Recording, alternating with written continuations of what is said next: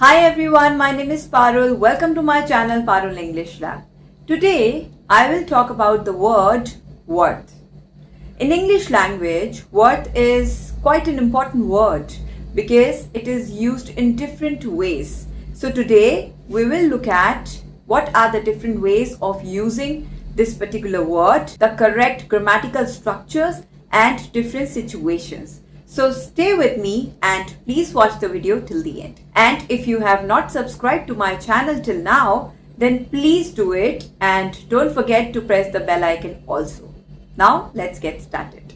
Using the word worth can be a little tricky because it looks like an adjective, but generally it acts like a preposition grammatically. But once we understand its correct structure, then it becomes really easy to use it in different situations and different sentences. So now I'm going to tell you most common grammatical structures that we follow while using worth. First structure is something, then is worth, and then comes the financial value or general importance or general value of something.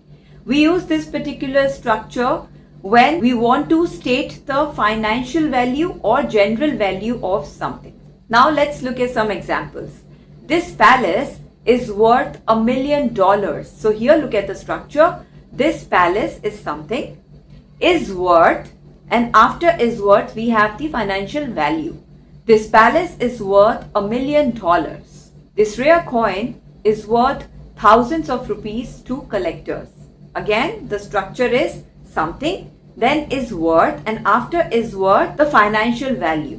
Your safety is worth way more than a few saved minutes. So here we are not exactly talking about the financial value. Here we are talking about the importance of your safety. Be careful with that vase. It's worth a lot of sentimental value to my grandmother. So again we are talking about a sentimental value, a general importance of the vase. This phone is worth at least 30,000 rupees on the resale market. I bought this necklace for 80,000 rupees, but now it is worth double that. So in this way, in this structure, we use worth either to talk about the financial value of something or general importance or general value of something. Next, there are two structures, but they both mean same. First structure is something, then it is worth, and then comes the gerund. Gerund is base form of the verb plus ing. We have done it earlier also. And second structure is when we start a sentence with it is worth. So it is worth, then comes the gerund, and then comes something. Both these structures are absolutely correct, grammatically correct, and they both have the same meaning. It is up to you whichever you want to use and how you want to use it is worth phrase in the middle of a sentence or at the beginning of the sentence.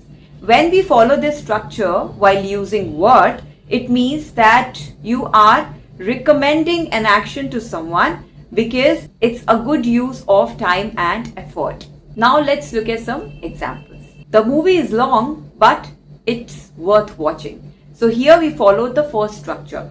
Something, then it is worth, and then comes the gerund. The movie was long, but it is worth watching it. This means though the movie was long, but we made an effort, spent money on it because it was actually good. So whatever effort we put, that was all justified because the end result was really good. You can start the same sentence with it is worth. It is worth watching the movie. However, it was long. It is worth, after it is worth comes the gerund. It is worth watching the movie. After gerund, rest of the sentence. So they both are correct and they both mean the same thing. The museum is definitely worth visiting. You can also say it's worth visiting the museum. It's a tough book, but it's worth reading. It's worth reading the book. That new restaurant is definitely worth checking out this weekend. Or it's worth checking out the new restaurant this weekend. You can also make negative sentences using this structure. For example, don't waste your time. This movie is not worth watching, or it's not worth watching this movie. That museum is not worth visiting, or it's not worth visiting that museum.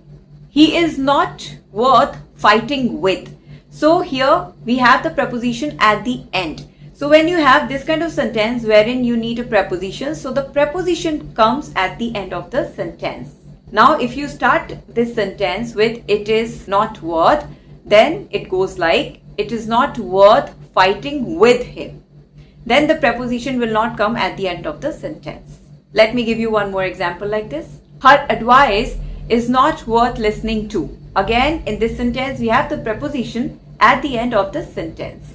Now let's start this sentence with it is worth. It's not worth listening to her advice.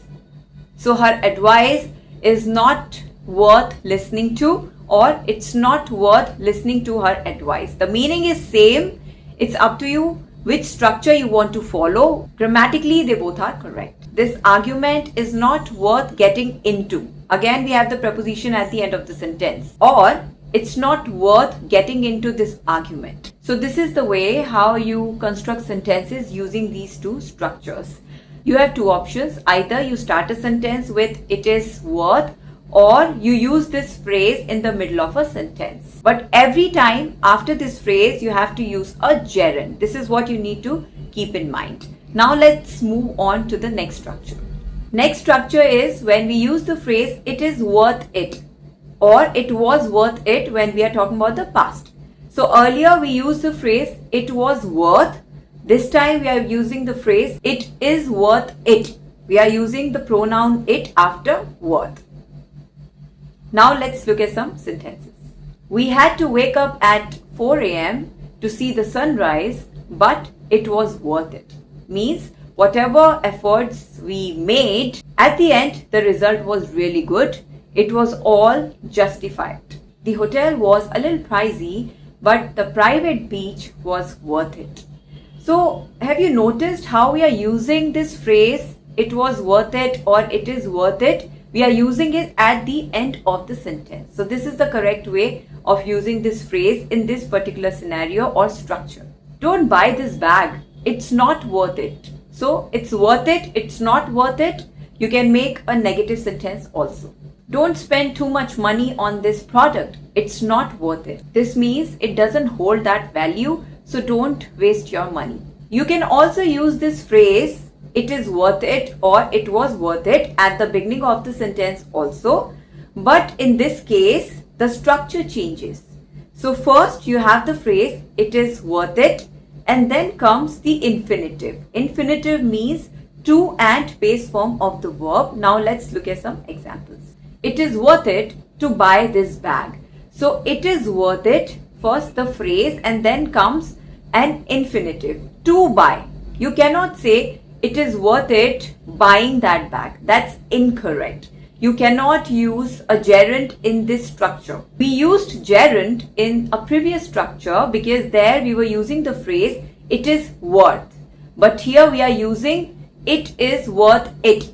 We are using it pronoun after worth. So that's why we will not use a gerund after it. We will use an infinitive, to plus base form of the verb.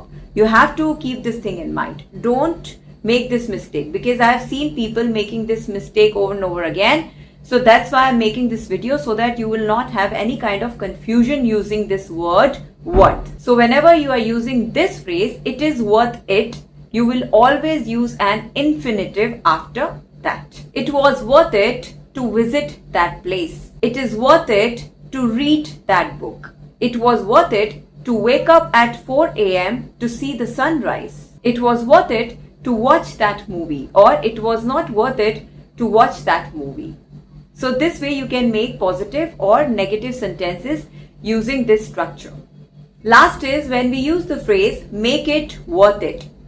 Then the structure goes like something and then make it worth it. So make it worth it comes at the end of the sentence. And when we use this structure, means all the hard work that we have put so far to do an action, that is all justified because the end result is good. Now let's look at some examples. The hike up the mountain was exhausting, but the view made it worth it. Waking up at 3 a.m. to catch the flight wasn't easy, but arriving at the beach by noon made it worth it. I hate long journeys, but listening to my favorite podcast makes it worth it.